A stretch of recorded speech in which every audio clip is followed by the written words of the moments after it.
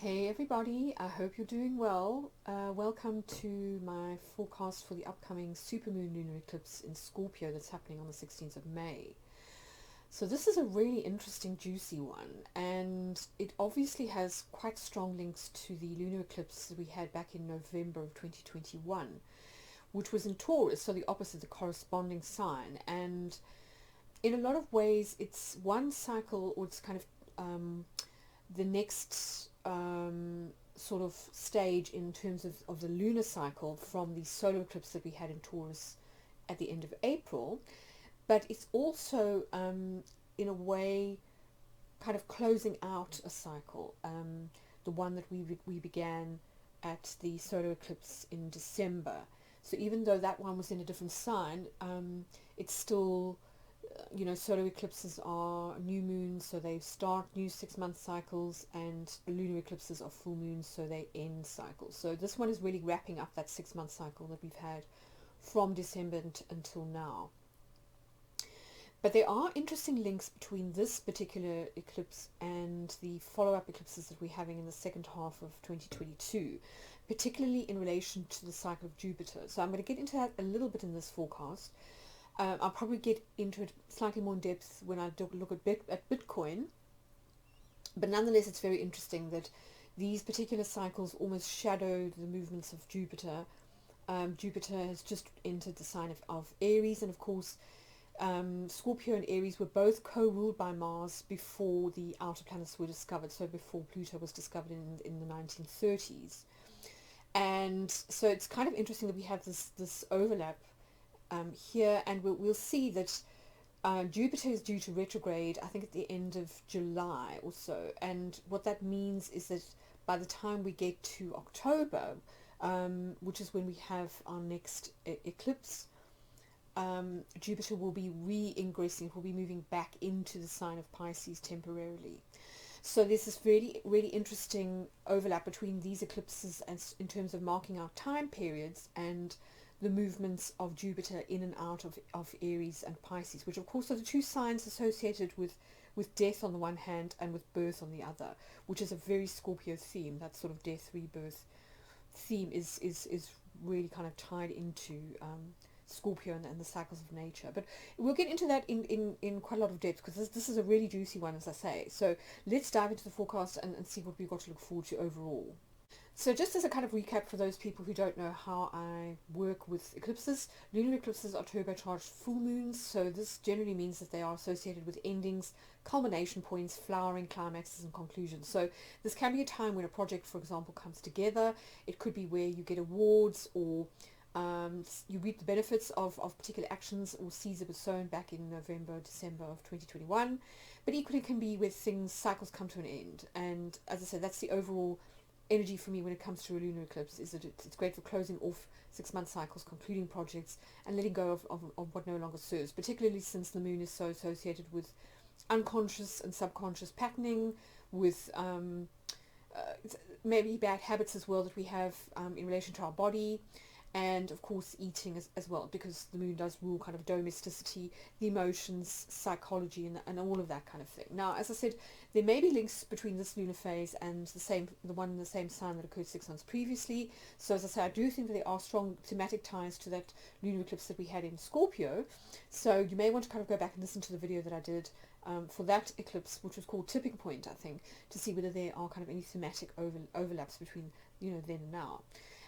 But generally speaking, lunar eclipses only occur when the full moon is within an orb of 12 degrees of the lunar nodes, and it's interesting that this one happens at a supermoon, so it's going to be extra like turbocharged, and could be, emotions could run high. So that's just something to bear in mind with this particular blood moon, that it might be quite an emotional one. Now, as I was saying, this is a supermoon eclipse, and essentially what a supermoon is, in kind of astrological and astronomical terms, is when the moon is closest to the earth in relation to its orbit. So it's obviously got a slightly elliptical orbit, and when it's at perigee, it can appear 14% bigger and 30% brighter than when it's at apogee. So the moon almost looks as though it's kind of like about to fall on your head. It looks enormous, sort of in relation to everything else. And as I said, that it can have a kind of amplifying effect generally speaking, when it comes to the, emotions and that kind of thing, because, a full moon by itself is about kind of emotions running high. You add to that the fact that it's an eclipse, which is a little bit unpredictable and heightens the energy even further, and then you add to that the fact that it's a supermoon, and that those three things together make it quite potentially a bit extra, shall we say. So just worth bearing in mind, in case you are quite an emotional person, or you are somebody whose life cycles with the moon, that this could be a time of maybe a little bit of drama, or kind of amped up or larger than life reactions, either from yourself or from other people. So anyway, supermoons occur regularly around about every 14 lunar months or so.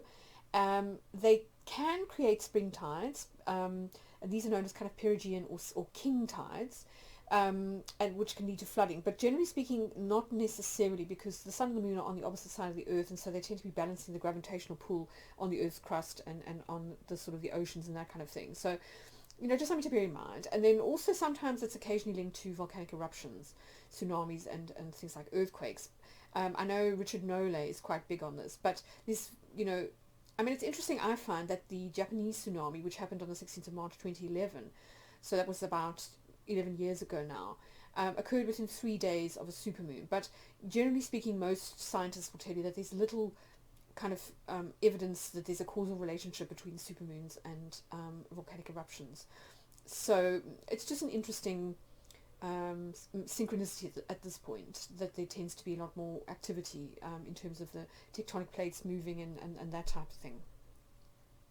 But anyway, as I was saying, so in terms of astrology, it is considered to be a time of, it can be a bit sort of a bit drama filled, because Scorpio in and of itself does like a bit of drama, and I suppose this is their sort of weakness, is that they are prone to a little bit of like gossip and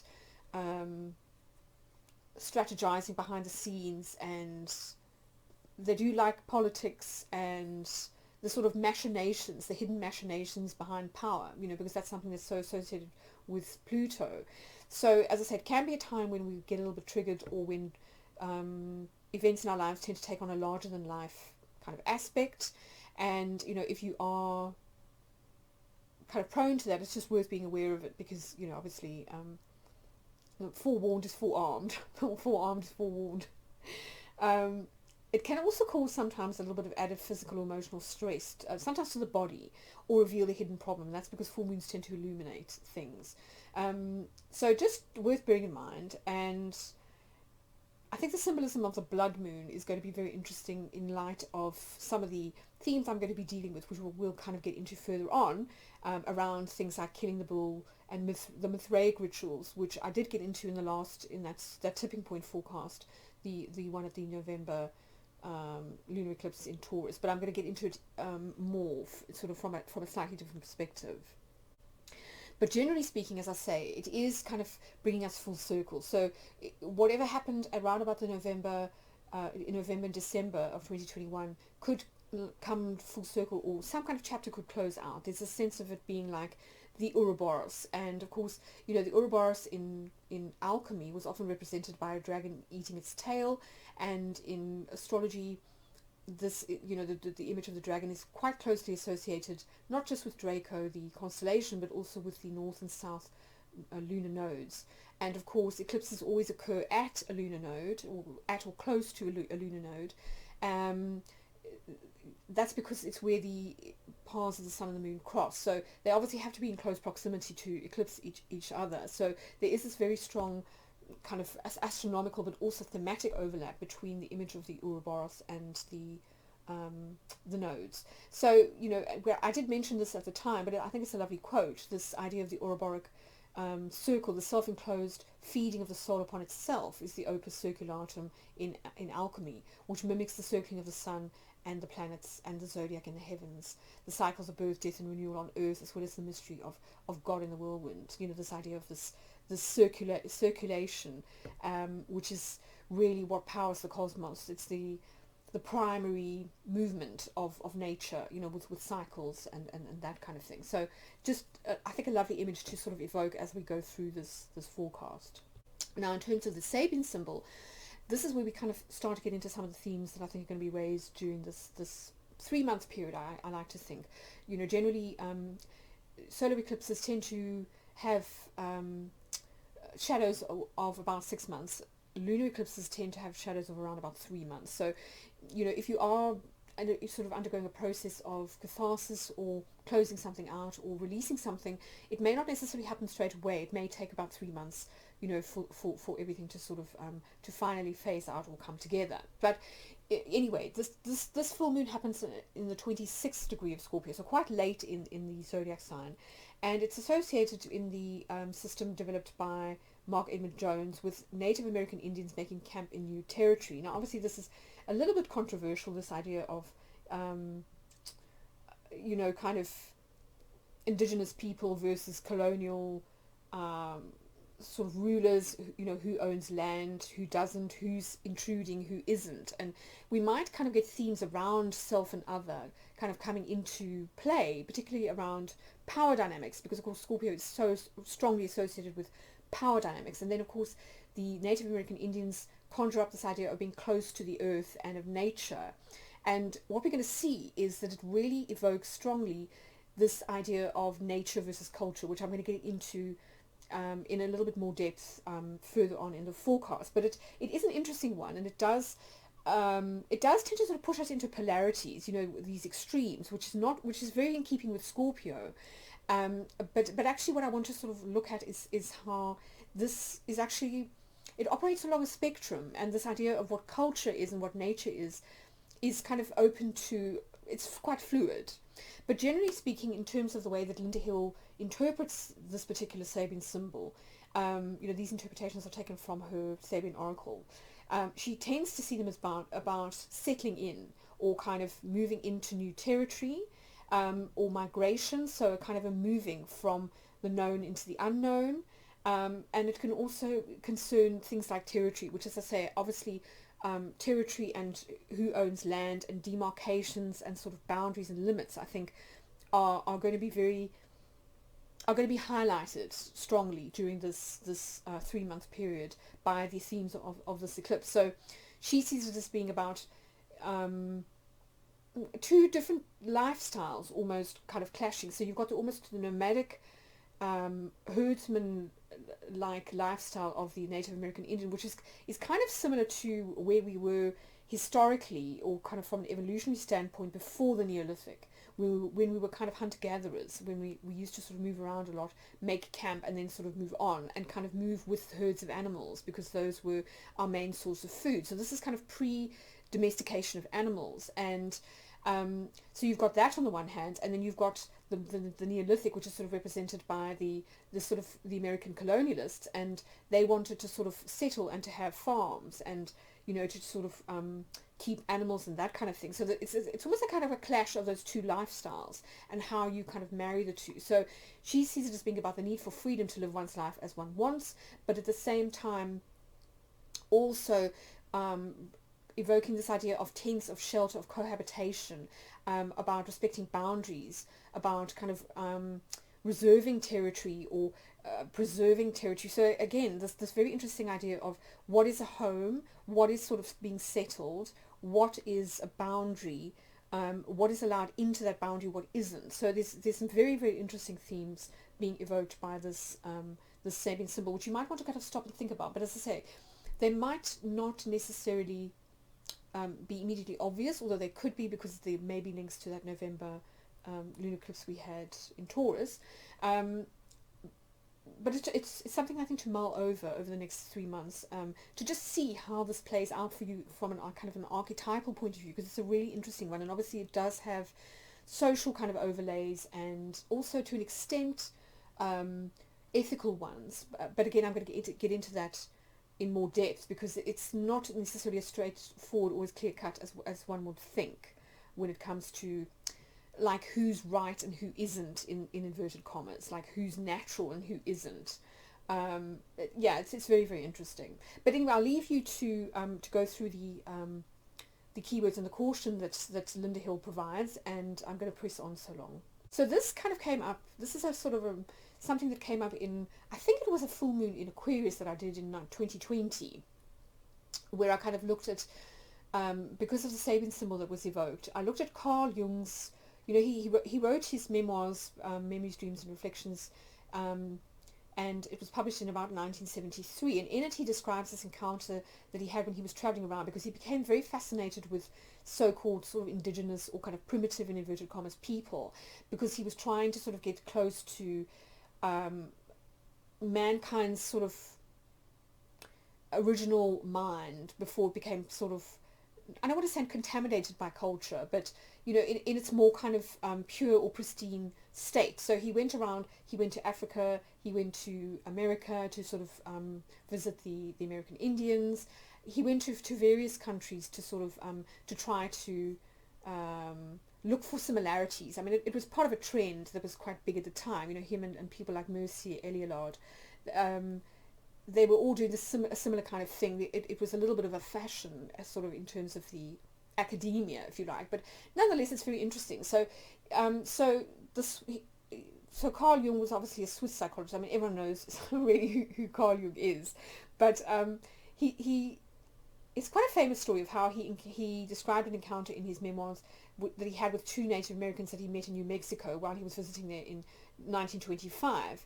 And though brief, it did have a profound effect on him. So he talks about how he went to a pueblo and he conversed with a Hopi elder named Antonio Mirabal, who was also known as Mountain Lake. And he kind of described white people, or sort of traditional, I suppose the colonial Americans, as always being uneasy and restless, so Westerners. He said, we do not understand them, we think they are mad. And then Jung wanted to know what he meant by that, and he said, they say that they think with their heads, we think here, and kind of, he kind of punched his heart. And of course, that's for me is a very big theme around a lot of my work, because I'm so influenced by people like Henry Corbin and Tom Cheetham, and the kind of the Sufi sort of way. And I think what I find interesting is that Jung himself was a sun sign Leo, and of course that is very strongly associated with the heart chakra. And but that he was so split, as a person. We often talk about personality 1 and personality 2. That he was a scientist on the one hand, but he was also a symbolist and a lover of a romantic, essentially, at heart. So he's a very interesting person, and I think in a way has come to sort of epitomize Western people who do feel very polarized between kind of science and religion, between emotions and thoughts. And so I find it very interesting, and I think it was just worth mentioning this in light of the Sabian symbol, because again I think we will kind of tease this out a little bit further, because immediately we tend to go into this thing of the Native American Indians are the good guys. This is what kind of colonial culture sort of crushed or ruined, and they do tend to be kind of moral lines drawn about this, and it does tend to kind of go in a fairly polarized way, much as we do with nature. And I want to kind of argue that actually it's not as simple as that it's slightly more nuanced, and that it might be worth considering that as we move forward, because it might actually help us to overcome our own split between kind of technology on the one hand and the Anthropocene, or the sort of the kind of analog world on the other hand. So just kind of bear that in mind as we move on. As usual, I have done a little cheat sheet, and of course we are talking about a lunar eclipse here. So essentially we're talking about two life areas that you are trying to reconcile, and it's likely that because one becomes slightly more activated, that it causes a kind of knock-on effect in the other sort of polarized or corresponding aspect of life. And so you may find yourself kind of coming more into balance, or trying to reconcile these two sides of yourself, or these two life areas. So look for the sign of your ascendant or your rising sign, and then look at the opposite sign to that, on the other side of the table, and those will be the two areas where you're kind of working. So the rising sign will be where the moon is, so that's going to be the most important thing, and then the opposite sign will be where the sun will be. So those will be your kind of solar and your lunar points of consciousness, if you like, that you're trying to sort of balance. So in terms of the chart itself, there's actually quite a lot happening. It's going to be quite a busy and eventful time, I think, which I think could add to the sense of drama or kind of overwhelm if you are kind of prone to, to your feelings sort of getting quite amped up and larger than life. So just sort of bear that in mind. But if we start with the sun and the moon, we can see that they are kind of on either side of the horizon, and that's because this eclipse happens just before sunrise BST anyway. So you can see the sun is literally on the horizon and the moon is just below. And now, if we look further, we can see that the sun and the moon are both with several other chart points. So the sun is with the North Node and with Uranus, and also Mercury, which is newly retrograde. So that's in the kind of the eastern horizon. And then in the western horizon, we've got the moon with the part of fortune and with the south node. So the south node, as I say, is generally for me, because of my interest in geomancy, it is strongly for me associated with what we call the tail of the dragon, or the south node in astrology, and that is very much associated with exits, endings, and release. So I do think that this is going to be a big opportunity for us to sort of heal and release some stuff that might have been kind of poisoning our system, if you like, for some time. On the solar side, it might be that certain themes or kind of life events come into sharp focus that that we can kind of learn from, or where we start to see sort of parallels or lessons, and these could be around themes like self-expression, the way that we think, thought patterns, but also themes to do with Uranus in Taurus, which, as I've mentioned before, they are things like banking, farming, anything to do with nature, but also to an extent, I think it also has strongly to do with our bodies. And this is something that's kind of occurred to me recently because of other themes that have kind of come up. If you think about Taurus and Scorpio as a sort of like a polarity, Scorpio is very much associated with sex, and Taurus is very much associated with the body and with kind of sensuality and pleasure in the five senses. So I think there's a lot that could come up around themes that I'm already seeing in the media and that kind of thing, like porn and our relationship to sex and how technology is changing that. So that could be a collective theme that is sort of constellates for the next 3 months or so. Also finances, because of course, the stock markets are undergoing quite a bit of turmoil at the moment, and we did have Uranus quite prominent at that solar eclipse at the end of April, and that does tend to be associated with kind of volatility and unpredictability, so there is that.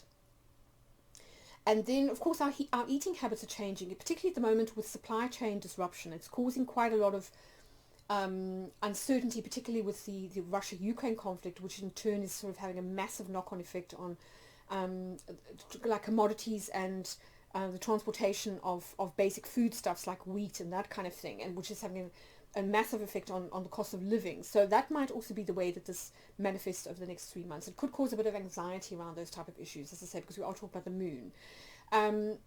But on the other side, with the moon, we do have the pot of fortune. So this is quite lucky and abundant, and there is a lot that's quite positive about this particular lunar eclipse. It's not kind of doom and gloom.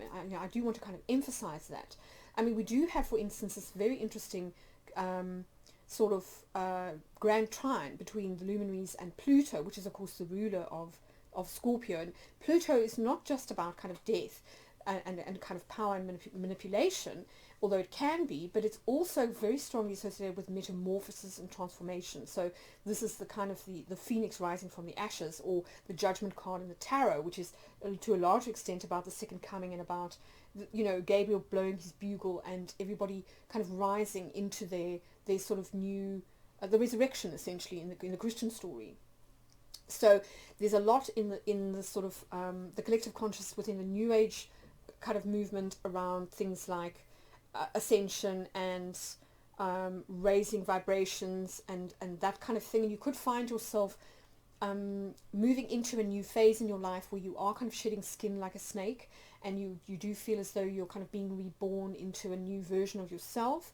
But equally, it could be about your relationship to power and Particularly with Pluto being in Capricorn, which is so much the sign of the establishment, that your relationship to power may be changing and to patriarchy.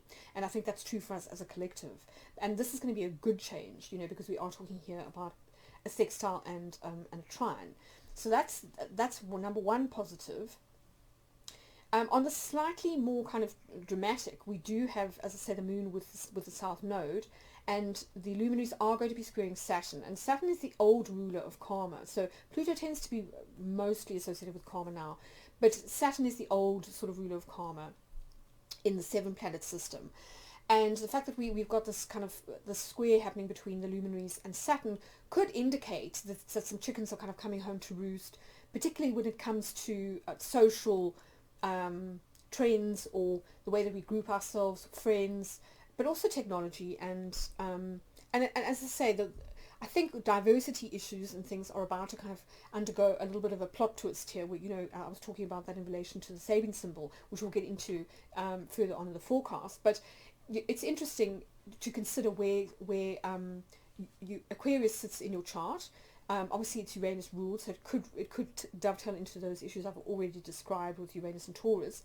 But equally, Saturn in and of itself is about where we often feel inhibited, restricted, where we maybe need to put in boundaries or say no, or where we need to sort of develop kind of adult, if you like. So we need to be able to develop a backbone and to say yes to certain things and no to others, and to be quite clear-cut about where we stand on certain issues. It may also be that we have to sort of be a little bit firm with ourselves. Saturn is also the hard taskmaster and the teacher.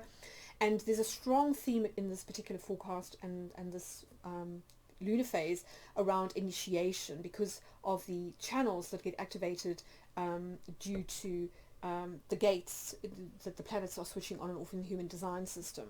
So it could be that some kind of karmic issue now comes to a head and needs to be resolved. And this may have to do with ancestral wounds and traumas and memories that we all kind of carry in our DNA. And that could be, one way that this works. It could also have something to do with time. It could be that we suddenly notice, or we feel our relationship to time is more pronounced than usual. So maybe we feel older than usual, or we are kind of aware of how inexperienced we are in certain areas. So Saturn is the ruler of time. That may be important on some level. So just something to be aware of. But I think in connection to the moon, with that south node, and with the nodal axis, which is so much associated with soul evolution and with soul lessons, I do think that there's some sort of karmic contract that's possibly being closed out now. So that will obviously vary from person to person, depending on where Saturn falls in your chart and what it rules, house-wise. But that's the kind of general steer. On a more positive note, we do have the luminaries trining both Mars and Neptune, and they are making a conjunction in Pisces. So that's quite an unusual combination. You've got this quite sort of go-getting, gung-ho, blood kind of, I don't want to say blood-curdling, but quite gung-ho planet, Mars, and then you've got this very soft Neptune kind of planet, which is all about kind of oceanic consciousness and peace and love and sort of the more kind of hippie vibe. So with the two kind of joining forces and trining the moon, in particular, that could be an interesting one. And it could be, that you could use that Mars as almost like a dagger to kind of cut certain things that aren't kind of working for you.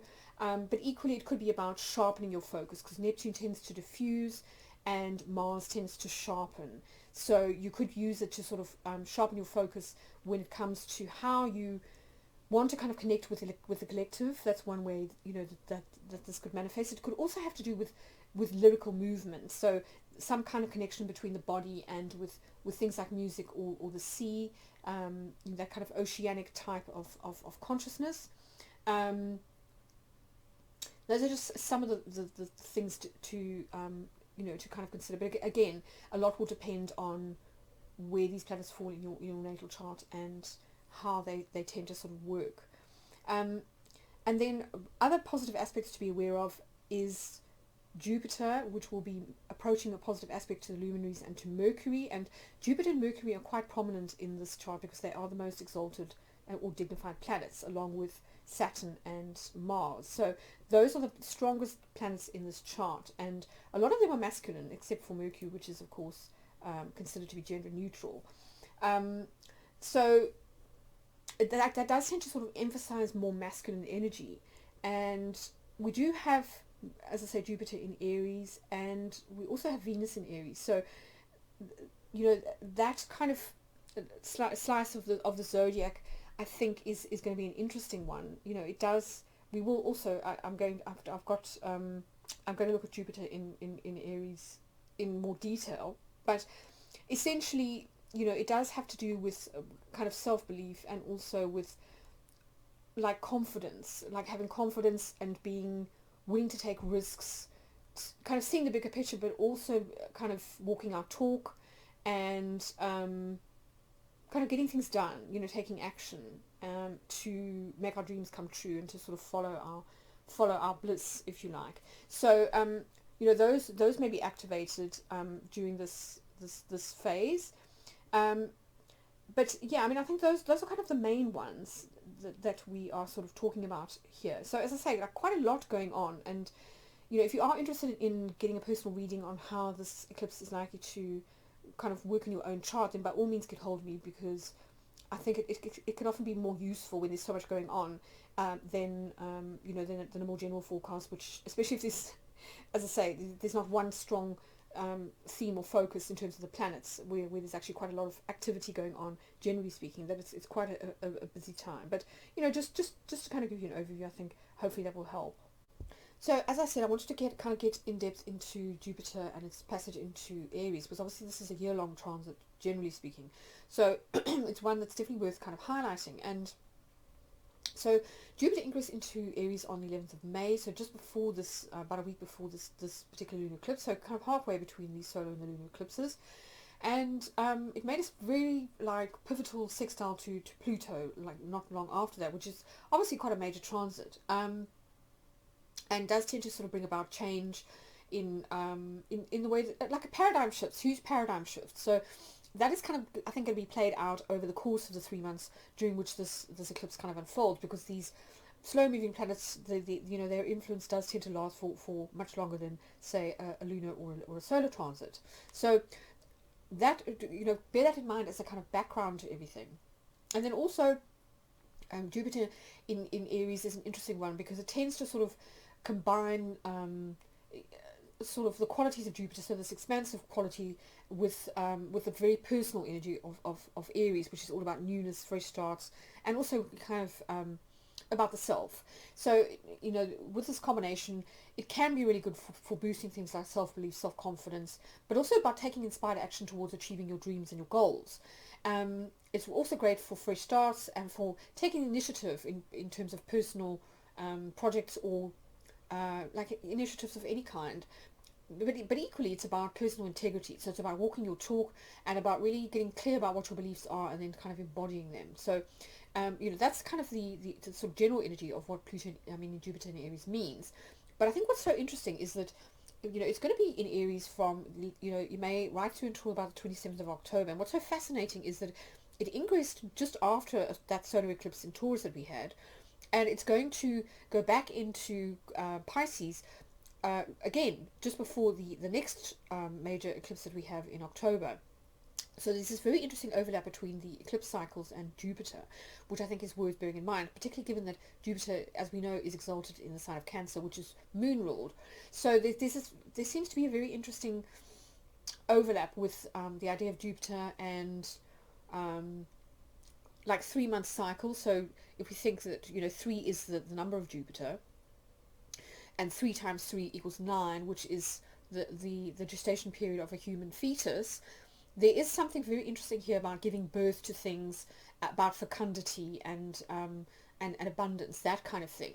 Now, what's fascinating is that Jupiter will be in gate 25, which is a very interesting gate in human design. It's associated with universal love. So it's that kind of unconditional love that we talk about so much in relation to Neptune in particular when we're talking about astrology.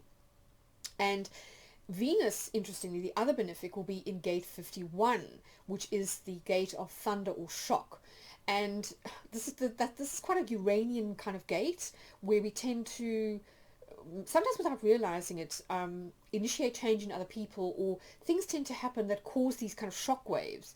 And sometimes we won't necessarily be aware of the fact that we are having such an enormous effect until the shockwave kind of comes back our way.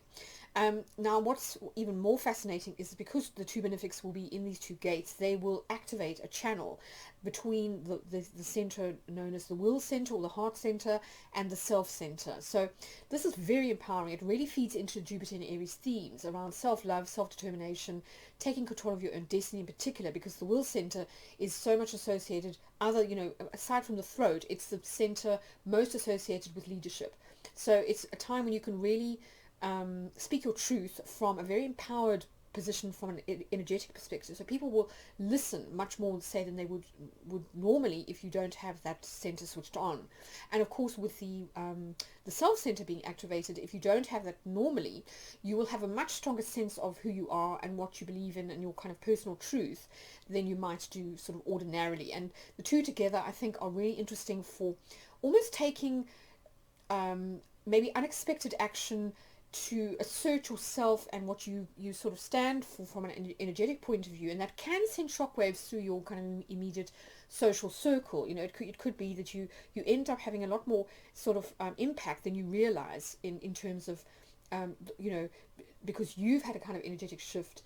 So it's sort of everybody else then has to sort of shift in relation to you energetically. So it's quite powerful energy. And what's even more fascinating is that the channel that it activates, the 2551, is known as the channel of initiation. Now, this is associated very strongly with like priestess and shaman type of figures.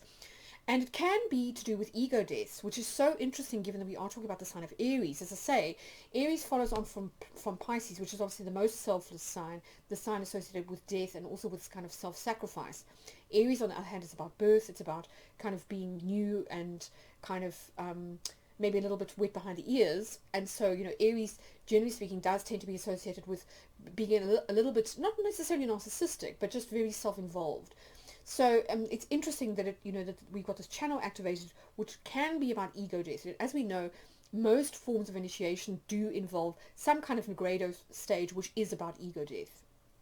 And if you think about alchemy too, there is that step that's associated with cutting off of the head, the beheading, and this is strongly associated with symbols around things like crows and with kind of black birds. So, don't be surprised if those kind of constellate for you, but it could be a time when you undergo some kind of initiation. And what's also sort of worth noting is that particularly gate 51 can sometimes be projected onto others. So we may not necessarily realize that we're kind of undergoing a massive shift until the energy gets kind of ricocheted or mirrored back to us. And sometimes this can be a little bit shocking, if we take that gate 51 literally. And this is about thunder. It's about thunder hitting the earth, that sort of clap of thunder, and how that can be quite scary when you first sort of hear it, and then you can kind of get a fright and then sort of go, oh God, look at me sort of jumping 3 feet in the air kind of thing. And then we can sort of dissolve into laughter, which is where the hexagram kind of finishes in terms of the lines. But initially, it might be a little bit shocking the way that other people react to us, or the effect that we have when we kind of speak out and speak from that place of truth. We may be quite surprised at the impact that it kind of has, or how people react to us. And that can be both positive and negative, because of course we are talking about Jupiter and Venus here, which are the two benefics, and they are associated with things like teaching, with tolerance, with charm, with kind of social graces, that type of thing. So it won't necessarily be a negative sort of reaction that you get from other people. It could be quite positive, and that in and of itself, if you don't sort of think that you have much to say, could be a little bit of a surprise. But just something to bear in mind, and also sometimes that if other people don't have that will center switched on, it can sometimes make people quite competitive towards you, and sometimes that can be a bit like bewildering. Like, why is this person being so competitive towards me? I don't really know. I don't understand why my behavior is sort of like provoking this in them. And very often it has nothing to do with us on a personal level. It's purely energetic. So it's just something to sort of to bear in mind if you do kind of get weird reactions from other people, between now and the next 3 months or so. But what I find interesting is the way that Richard Rudd interprets this. So obviously his gene key system is slightly different to human design, but it's nonetheless based upon human design. And he talks about this particular set of gates as being about acceptance, that actually it's less about kind of trying to make a big noise and to sort of shock everyone into almost, you know, like woke, sort of wake everybody up, if you like, that sort of idea of woke culture. It's almost the opposite. It's about kind of acceptance and becoming milder and less agitated and softening.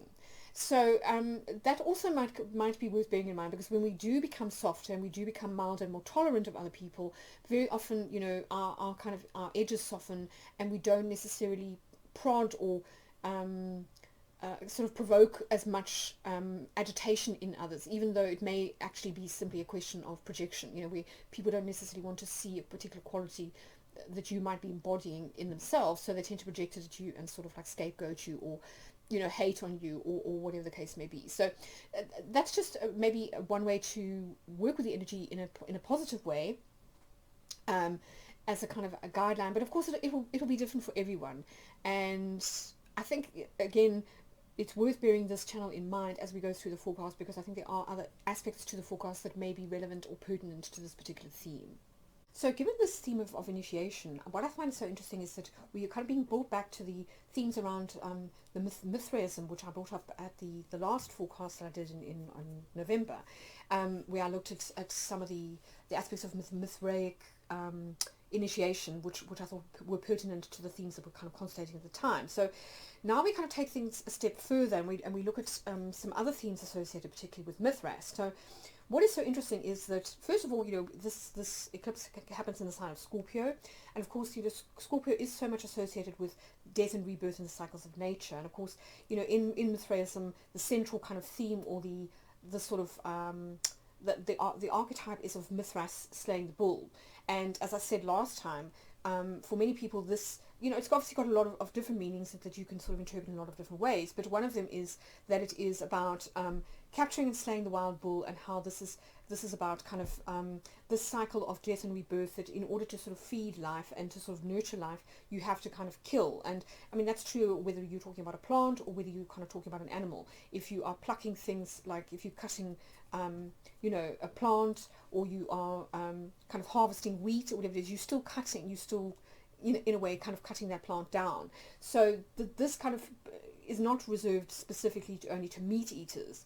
But I think, you know, it's interesting in that it does kind of dovetail or feed into that image of the Ouroboros that I was talking about at the beginning of the forecast, this idea of the snake as being the cycle of life. And you can see the snake at the bottom of the image here, which was used quite common in sort of Mithraic culture and in iconography, and you know, a lot of people interpret it in different ways, but I do think it's interesting that it's there, you know, given the sort of the Scorpio Taurus axis. Now, what else is fascinating is this idea of fertility and sacrifice. So obviously in many cultures the bull represents this kind of male fertility, this fecundity that can kind of come forth from the masculine. And you know, a lot of people have seen the timeless link between this idea of animal sacrifice, which used to be so prevalent in many different types of kind of cults and religions, and agrarian fertility. You know, if you think about Egypt, for example, many people see Osiris as being this kind of age-old reenactment of the killing of the bull. I mean, I think he was even called the bull of heaven or something like that, and that he was the symbol of kind of death and rebirth. He was the kind of the blackness that fed into the soil and would sort of renew Egypt at the inundation every sort of at every spring, I think it was, when they had this, at the solstice, when the inundation would happen. Now, what's also fascinating is that when the bull was dying, its body was said to produce miracles. So in Mithraism, its stabbed spine grew wheat. So this is interesting. You know, there's an interesting overlap between Saturn and the spine and bones and wheat. Because of course you cut wheat with a scythe, and that's one of the symbols of Saturn. And Saturn is very important in Mithraic culture. It's the sort of it's associated with the final degree of initiation. So just something, you know, to sort of think about, you know, party and patriarchy and civilization. And you know, one of the things that that certain experts point out is that wheat and grapes I mean, from its dripping blood, so you can see Mithras kind of stabbing the bull in the neck, and from the dripping blood grows grapes, and wheat and grapes were considered to be the sort of base ingredients, the sort of stuff of life that was civilized. So really tying into this idea of Neolithic culture, where we started to kind of settle and to grow things and to make things and to sort of keep animals. And so it's not surprising that for many people the primordial bull represents barbarism, and the sort of the slaying of the bull is almost that sort of the conquering of kind of order, sort of the conquering of chaos, so kind of order over chaos, if you like. And what I find interesting, and has been kind of constellating, certainly in my kind of frame of reference, is this idea of domestication of animals and animal husbandry and keeping pets, which is something I want to kind of explore a little bit more, because I do think it kind of teases out some of those threads that we were looking at with the Sabian symbol that I think are quite key from a collective point of view of where we are right now. So this issue of domestication is a very interesting one, and I think it brings us very sharply into focus between these two seemingly diametrically opposed ideas of nature and culture. And I mean, I think it's so interesting because you know, we tend to kind of think, certainly these days, in terms of nature is better, the things should be kind of wild, and that this is this very sharp distinction between what is kind of domesticated and what is sort of natural. And what's I think fascinating is that there's this research group that is run from a university in Norway, I think, has been kind of doing research into Arctic domestication in the area of the Anthropocene. And their view is that we really have to challenge this hegemonic perception of domestication, which they see as being derived from the Western view of human civilization, a narrative in which human societies must develop in a certain way in order to be considered civilized. And they say a lot of it has kind of evolved or kind of come from the way that we talk about the Neolithic. So a perception of nature and culture as distinct from each other has grown out of the story that we tell ourselves about the Neolithic revolution, which is of course where farming came from, and of course, you know, Taurus is so much associated with farming, and you know, and they, you know, given that we got this if you think about what happens certainly in the northern hemisphere, when we get towards Scorpio season, we've reaped the harvest, and everything is starting to kind of die back now, so that the growing season can then commence again in spring. So it's interesting that Professor Marion Leon, who is the group leader of this CAS research group, says that the distinctions between nature and culture are artificial and not as sharp as they might seem. The story of domestication echoes other conceptions that reduce the world's complexities to stereotypes and dichotomies, such as the civilized versus the savage. So again, kind of going back to circling back to what we were saying about Jung and his kind of interviewing of the noble savages, if you like, in inverted commas, the sort of indigenous people. Also the tame and the wild, nature and culture. And she says it echoes colonialization. So there is a strong sort of overlap between all these themes, I feel, is that we talk about colonization in terms of cultures and of land, but there's also this idea of colonization of kind of animals and other beings, so that sort of more than human or non-human sort of life. And what she kind of says is that recent studies in archaeology and anthropology have shown that domestication can be a reversible process. So human societies, animals and plants go in and out of these cycles of kind of like domestication. And we can see that with arable land. You know, you can kind of like leave it to sort of grow over, and nature comes back very, very quickly.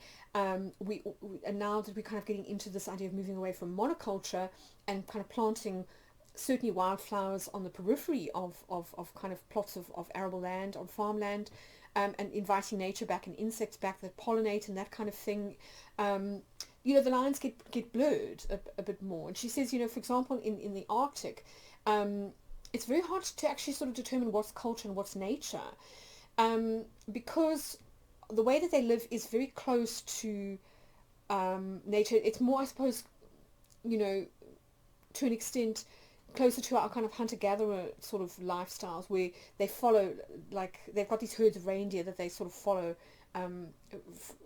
similar to the way that Native American Indians used to, where they would follow herds of wild animals from kind of camp to camp, and obviously they have very symbiotic relationships with their reindeer.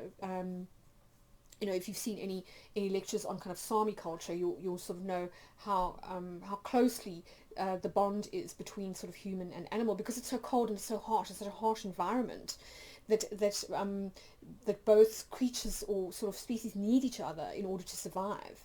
And she also talks about, she gives another example where she talks about like eider ducks in the Vega Islands, which is part of Norway, but it's also part of a sort of a UNESCO World Heritage Site. And she kind of says that that there they create these shelters for eider ducks, which are wild, and the eider ducks sort of come and they like to sort of sleep in these shelters, because it sort of gets them out of the cold and the harshness of the climate, and very often they would leave feathers behind, that are kind of coming out as they are molting and that kind of thing, and that these are then collected by the locals and used in sort of for bedding and for other things, for eider downs, that kind of thing. So she says, there's that sort of element where you have to kind of challenge this idea of confinement, the idea that you can actually draw a line around what is domesticated and what is not. She says often you can't in those kind of circumstances. And she says the other thing is, when you look at something like agency, there's always this assumption that humans are kind of in control when it comes to sort of animals versus humans. But she says often that's not the case. And I mean, if you even think of your own pets, we all know that they have a complete will of their own, and that if they don't want to do something, like, forget it. You have to kind of find ways to sort of persuade, like whether it's through treats or whatever the case may be. So it's not necessarily as straightforward as that. Or if you've ridden a horse, you know that if a horse doesn't fancy kind of going down a certain path, it's not going to, or if it doesn't want you on its back, it'll buck, and that's kind of the end of the story. So it's not as sort of straightforward as we would like to sort of think. And she gives another example where she talks about archaeologists and how they believe that the domestic dog was actually came from a process initiated by wolves, where they began to sort of come closer to humans and feeding on their sort of the leftovers of human meals, and that this meant that the wolves eventually evolved to have less fear of humans, which allowed them to be sort of domesticated. So it was a symbiotic relationship, and was not necessarily all sort of one-sided or initiated only by humans. So it's an interesting one. I think it's very interesting and worth kind of thinking about, because our general mindset, certainly at the moment, is very fixed, that nature is kind of better and culture is artificial, and this is something I want to kind of get onto next.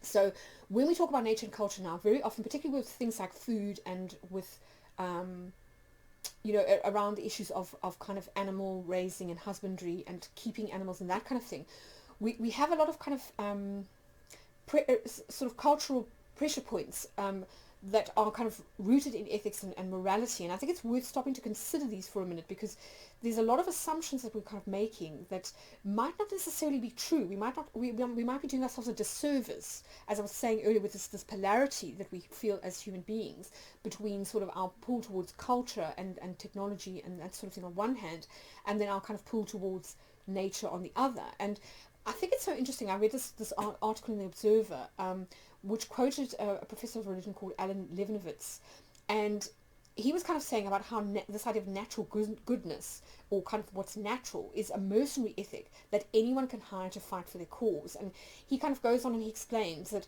often we use this idea of nature to sort of weaponize or to condemn certain lifestyles or people that we consider to be aberrant. So say, for example, when it comes to things like abortion, or sort of the issue of like human population control, like in relation to the environment, that very often we tend to think of like, oh my God, we shouldn't be breeding because as it is, there are too many humans and we kind of overrun the planet and things are out of balance between humans and nature, and this is why we've got so many environmental problems. And that may be true, but it's also equally true that that due to things like birth control and abortion, there are a lot fewer of us. And so, the sort of the lines are kind of a little bit blurred between what is sort of good and what is bad in inverted commas. And he goes on and he says that how nature is becomes seen as a template for what humans ought to do, and yet so much of human life, from the aspirin that we take to alleviate pain to the fridge that helps us prevent milk from souring, is a recognition that natural processes by themselves often work to our disadvantage, and so there is a need for them to be managed or kept at bay. And this means that the question of kind of technology or culture is less straightforward than we tend to think. If we didn't have modern medicine, where would we be, for example?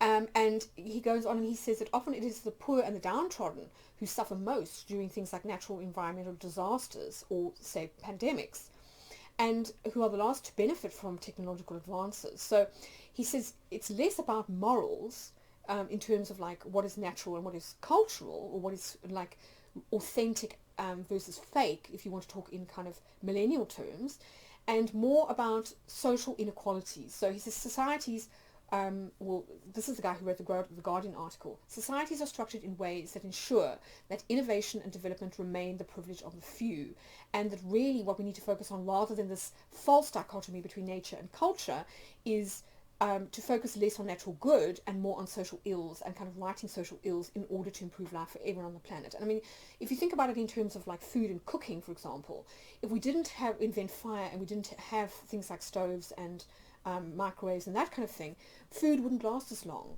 We wouldn't necessarily have as many flavors as we do. We might also get botulism or food poisoning more often. So it is actually quite difficult to draw the line between what is kind of natural and what isn't. And also when you think about agriculture, we wouldn't have certain things like tomatoes, for example, if it wasn't for like primitive forms of genetic engineering. So again, I think in that sense, as a culture, we do have to sort of realize that some of the stuff that we kind of get hit up about or say is bad is actually just rooted in privilege, and it's kind of like first world problems type of thing. So I think it's worth sort of stopping to kind of think about that as these themes are being highlighted for us, particularly if we think about this as being an extension of those themes of kind of growing things, and kind of the farmer, that metaphor that we got from the Taurus solar eclipse, which is still extending into the second half of the year. That it's much less difficult to judge than we initially think, and it's sometimes worth kind of pausing to consider where we sort of fall when it comes to this debate, and that it could help us to sort of heal a lot of our kind of internal schisms, which would otherwise keep us feeling very polarized. Now, interestingly, sort of continuing this theme, when we look at the fixed star aspects, one of the key aspects is that the sun will be rising with Capulus, which is going to be on the sort of on the ascendant. So with that sort of that sunrise theme that we got with the sun and the moon being on sort of the line of the horizon, we've also got this fixed star which is in the constellation of Perseus, which, as we know, is the warrior. And we have had this before, so I'll just kind of repeat some of the themes, but you're probably aware of them already, which is that Capulus is considered to be the star that represents the sword of the warrior or the knight, and that it can be associated with the Ace of Swords in the tarot, which is all about kind of cutting through confusion to clarity, defending the truth, getting down to the bare bones of things, piercing the veil of kind of illusion, and the sword of truth, so speaking your truth, which I think may feed quite strongly into those themes we were talking about with Pluto and with Jupiter and Aries. So for Bernadette Brady, this is about direct, piercing, penetrating action, which she associates with masculine energy, so masculine sexual vitality. And of course, the bull, as I say, is quite a strong symbol of that as well, of kind of virility, although Taurus is considered to be a feminine sign. So there's an interesting sort of yin-yang thing kind of going on. But generally speaking, she sees it as being quite focused and passionate or single-minded. And as I say, if we consider that this is solar energy, which is associated with kind of more conscious thought, it is keying into those themes we saw with Mars and Neptune of kind of getting quite focused and getting past things like inertia and procrastination and being a little bit too relaxed, shall we say, and starting to actually sort of take action and to move forward in making our kind of dreams happen.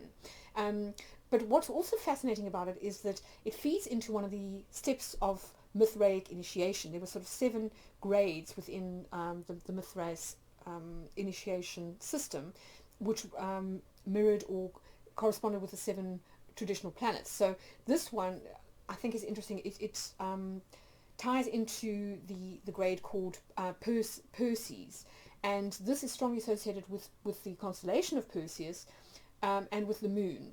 So again, quite interesting, given that we are talking about a lunar eclipse, which is kind of a solar lunar event. Now, in the sort of star law of kind of the sort of the Near East and Greece and Rome, Perseus was associated with the Persian, and of course the Persian was seen as almost the sort of symbol of the other, the sort of in North American terms, it would be associated with the sort of, you know, with the North American Indians. So it's that sort of slightly exotic other that we tend to associate with what's natural, but also to some degree with what is wild or kind of untamed. Now, what's fascinating is that, of course, Persia and Babylon are the place where astrology originated from. So I do think there's an interesting overlap here. And of course, the Babylonians were very interested in, they were very moon centered in terms of their sort of their star cult. You know, the moon was considered to be, it was a male god called Sin, and in a lot of cult centers they worshipped Sin as sort of like a primary kind of god. And moon cycles were very important because they governed the sort of agricultural calendar. They helped them to tell time, and so it wasn't sort of, they didn't have the bias that we get in Greek astrology, sort of Hellenistic astrology, which is very solar orientated, because that sort of suits the narratives around this kind of hero that we get in sort of Western mythology. But what is so fascinating, of course, is that Perseus is the hero. It's just that in this instance, Perseus is said to be the first ancestor of the Persians. So it's again, really interesting blurring of boundaries here between, you know, nature and culture, if you like, or between sort of what's considered civilized in inverted commas and the other.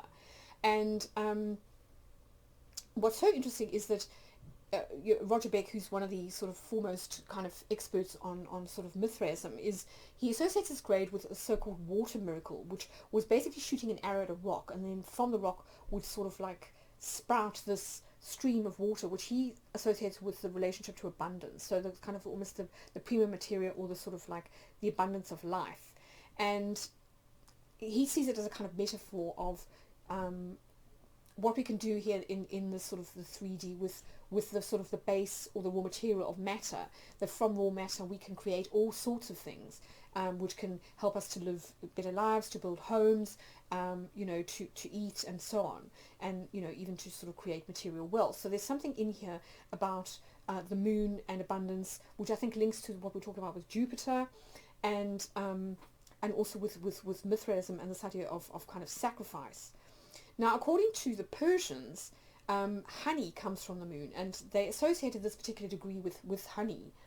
It was one of the sort of the symbols of Perseus, which in Porphyry's very famous The Caves of the Nymphs is associated with mortal life. So it's about the sweetness of life that sort of seduces you as a sort of immortal soul into embodiment, and it's what makes you want to come to the earthly plane, is to kind of experience the pleasure of the 5 senses and that kind of stuff. But as Beck points out, honey is also in the ancient world the sugar of antiquity. And I mean, even sugar itself, you know, this again I think is interesting if we think about that nature versus culture debate. Like, we tend to sort of like vilify sugar, but sugar is a natural substance.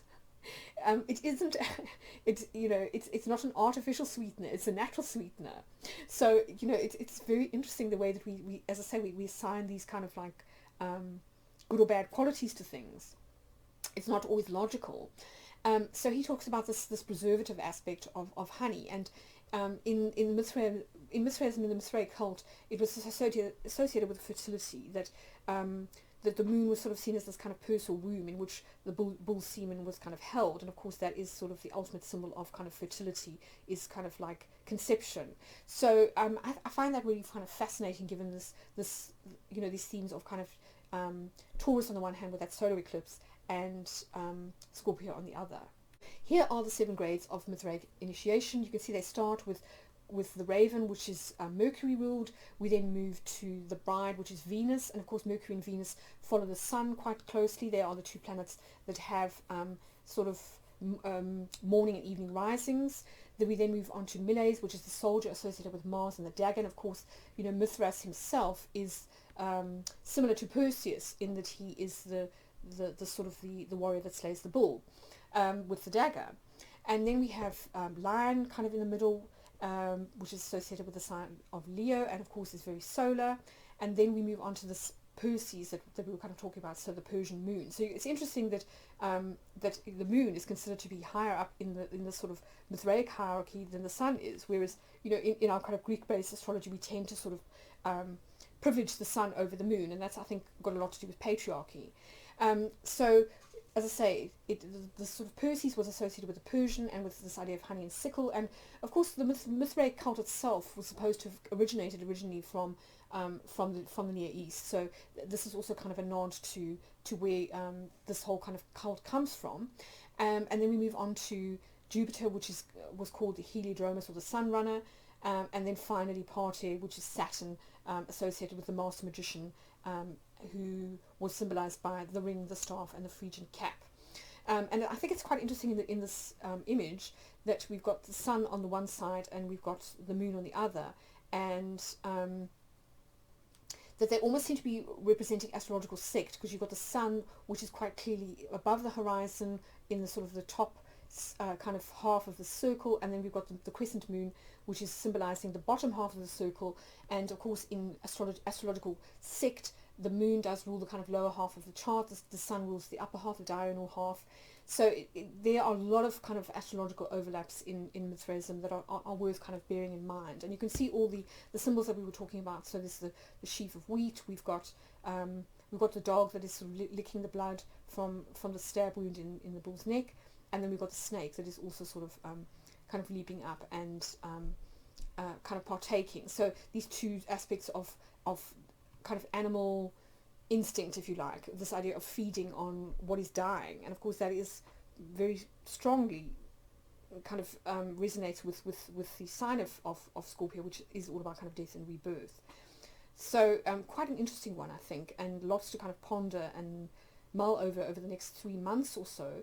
But I think it's quite rich material to sort of work with if you are feeling as though this particular eclipse is affecting you maybe a bit more strongly than some others.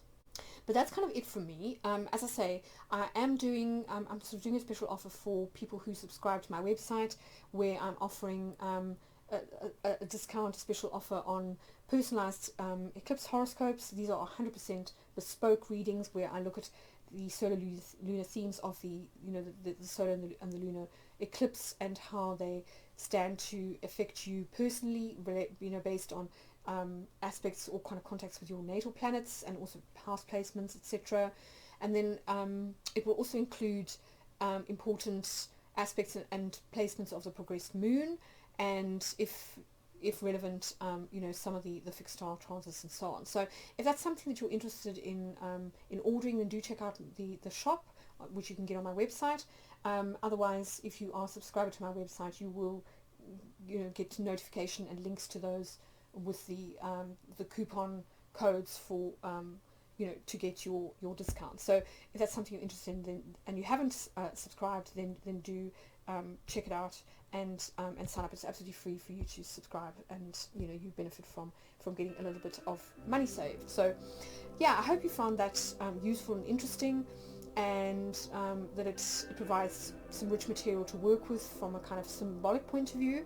But yes, all the very best for this upcoming solar lunar period, and I'll see you again very soon.